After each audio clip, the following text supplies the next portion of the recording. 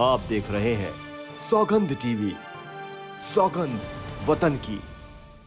नमस्कार दोस्तों, मैं सौम्या मिश्रा और आप देख रहे हैं सौगंध टीवी। देश में अगले साल आम चुनाव होने हैं, जिसे लेकर तमाम राजनीतिक दल सक्रिय दिखाई दे रहे हैं। एक तरफ इंडिया गठबंधन ने मुंबई में बैठक कर अपना रुख साफ कर दिया है, वहीं दूसरी तरफ एनडीए भी चुनाव की तैयारी में जुटा हुआ है। मगर दोस्तों, तीन बड़े अहम राज्यों में चुनाव से पहले इंडिया और एनडीए का आमना सामना आगामी उपचुनावों में होना है। ये उपचुनाव 6 राज्यों की 7 विधानसभा सीट पर होने हैं, जिसकी वोटिंग 5 सितंबर को होगी और नतीजे 8 सितंबर को हमारे सामने होंगे।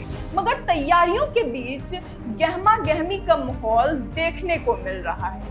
2024 के आम चुनाव से पहले राजस्थान, मध्य प्रदेश और छत्तीसगढ़ में विधानसभा चुनाव भी होने हैं, लेकिन इससे भी पहले 7 विधानसभा सीटों पर उपचुनाव होने वाले हैं, जिसमें कुछ लिटमस टेस्ट होंगे। दोस्तों, लिटमस टेस्ट क्यों, ये हम आपको आगे बताएंगे।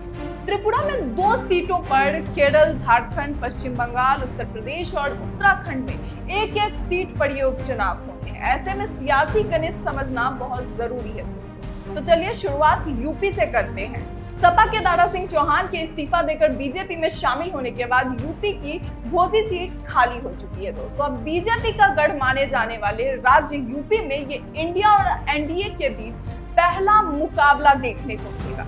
समाजवादी पार्टी के उम्मीदवार सुधाकर सिंह चुनावी मैदान में हैं, जिन्हें इंडिया गठबंधन की सभी पार्टियों का समर्थन प्राप्त है। ऐसे में मुकाबला दिलचस्प हो जाएगा और यही एक बड़ा जो एग्जाम्पल होगा वो सेट करेगा कि आखिर लोकसभा में किस तरह का माहौल होगा।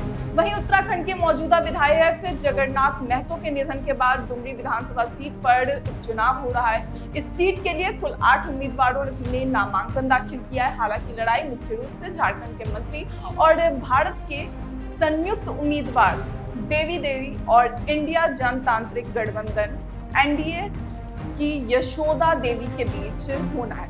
देवी पूर्व मंत्री महतो की पत्नी है, जिनके निधन के कारण ये चुनाव दोबारा से हुआ। त्रिपुरा की बात करें तो टिपाड़ा मोथो का कहना है कि यहाँ उपचुनाव के लिए या किसी भी राजनीतिक दल को कोई समर्थन नहीं कर रहे हैं। फिलहाल दोनों सीटों के लिए चुनाव प्रचार रविवार को समाप्त हो गया, क्योंकि बॉक्सा नगर निर्वाचन क्षेत्र को सीपीआईएम पार्टी के का गढ़ माना जाता है, तो यहाँ बीजेपी के तफजाल हुसैन का मुकाबला लेफ्ट पार्टी के मिजान हुसैन से होगा।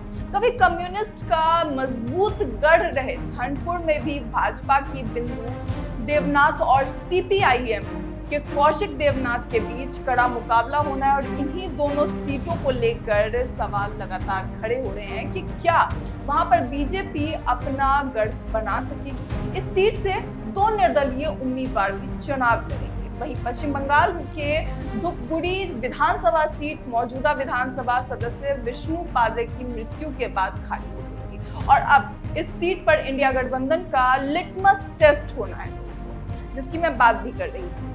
टीएमसी सभी समर्थक दलों के साथ भाजपा का मुकाबला करने वाली है। फिलहाल ये सीट भाजपा के पास है, जो अपने वोट शेयर में गिरावट को रोकते हुए इसे बरकरार रखने का प्रयास करेंगे, क्योंकि वोट शेयर सभी गिरना भाजपा के लिए आने वाले समय के लिए उचित नहीं है। वहीं टीएमसी का लक्ष्य आदिवासी बहुल सीट से भाजपा को बाहर करना होगा, जबकि सीपीआईएम कांग्रेस गठबंधन को अपनी पारंपरिक सीट फिर से हासिल करने की उम्मीद है। अब आते हैं उत्तराखंड की ओर, जहां पहाड़ी राज्य की बागेश्वर सीट मौजूदा विधायक चंदन राम दास के निधन के बाद खाली हो गई है। भाजपा उम्मीदवार पार्वती दास अपने दिवंगत पति की सीट बरकरार रखने के लिए उपचुनाव लड़ेगी, जिसका उन्होंने 2007 में प्रतिनिधित्व भी किया था।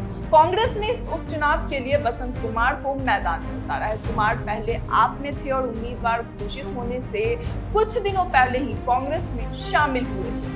अंतिम राज्य केरला है, जहां कांग्रेस के दिग्गज नेता ओमन चांडी के निधन के कारण दक्षिणी राज्य की जो सीट है पुथुपल्ली, उस पर चुनाव होना है। उन्होंने 50 वर्षों से अधिक समय तक इस सीट का प्रतिनिधित्व किया। सत्तारूढ़ पार्टी सीपीआईएम ने इस निर्वाचन क्षेत्र में से जैक सी थॉमस को मैदान में उतारा है दोस्तों, जबकि कांग्रेस यूडीएफ के उम्मीदवार दिवंगत पूर्व मुख्यमंत्री के बेटे चांडी ओमान हैं, जो अपने पिता की सीट से बरकरार रखने की कोशिश करेंगे कि उनके पिता के बाद वो आगे इसे लेकर जाए। अब ऐसे में कई जगहों पर लिटमस टेस्ट होगा और परिणाम आने वाले समय में लोकसभा चुनावों पर पूरा असर डालेंगे।